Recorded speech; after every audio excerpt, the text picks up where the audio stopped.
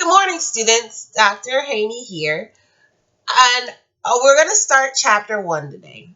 So I want to start this chapter by showing you guys one of my favorite snacks. It's an apple. It's healthy, it's nutrient dense, and by nutrient dense, I mean that you have a lot of vitamins and minerals in this food per bite of apple, but it's energy low. So even though every time I bite into my apple, I'm getting a lot of the vitamins and minerals that are good for my body, there are not a lot of calories in it. And it also has phytochemicals, which you talked about in your previous chapter. And phytochemicals are those biologically active compounds, those things in apples or fruits and vegetables that aren't a vitamin or a mineral, but they still have lots of health benefits to your body. So again, apples are my favorite snack. From my house, I can drive 5 minutes away to the grocery store and get as many as I want, and they're probably about 60 to 80 cents a piece.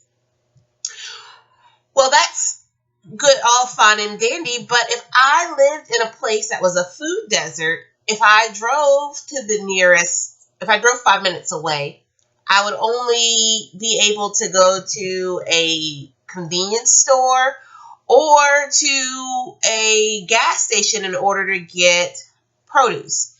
And if there were grocery stores available in that food desert, they wouldn't have very good produce sections. So, whereas at the Farm Fresh that I usually go to, you see lots not only of apples, but lots of vegetables, things like celery, carrots, asparagus, and all of those wonderful healthy fruits and vegetables. In a food desert, if I go to the produce section, I might find one or two fresh fruits or produce, and everything else would be canned.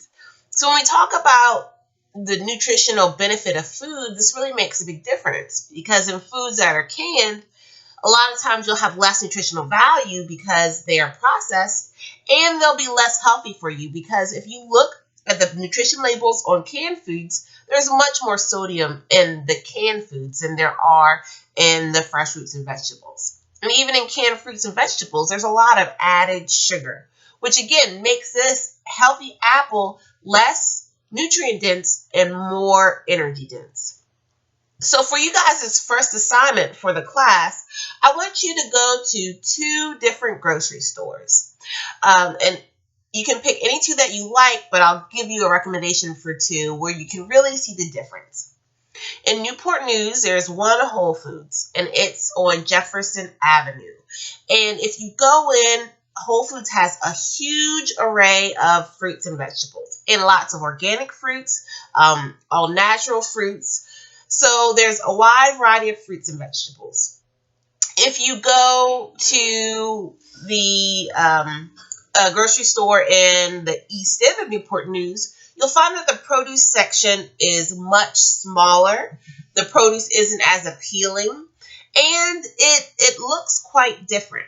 So I want you guys to, again, pick a grocery store that is in a food desert and compare that to a grocery store that is not in a food desert.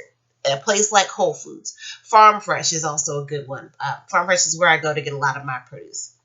And then of the produce that's there, I want you to compare prices of that produce as well. So again, I told you guys at the beginning of this discussion, my apple probably costs about 80 cents. However, if I were to go to 7-Eleven and buy an apple, that apple would cost me double the amount that it would at a grocery store like Food Lion or Farm Fresh.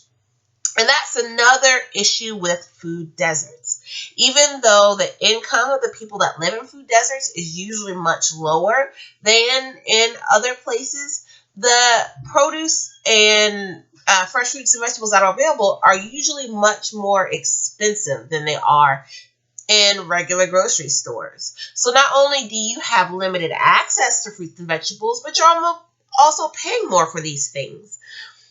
So again, I want you guys to go to the 2 different grocery stores, take pictures, and then go into your journal 1, and I want you to comment on the differences that you've seen in the 2 grocery stores.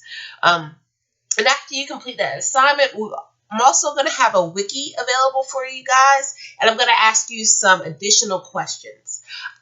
I want us to create a wiki regarding food deserts. So I want you to take the information that you learned in class and that you learned in your book and use that to contribute to this wiki. And then we as a class are going to, again, create a post that's informative and that can be viewed by other people in order to learn more about food deserts. And we're collaboratively going to create a wiki that'll help just describe what food deserts are.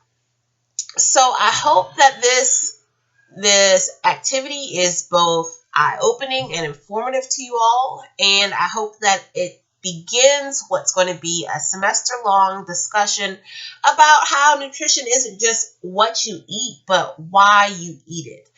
Especially in this chapter, we're going to spend a lot of time not only talking about availability and cost, which we just talked about, but other things like culture that affect your food selection and knowledge.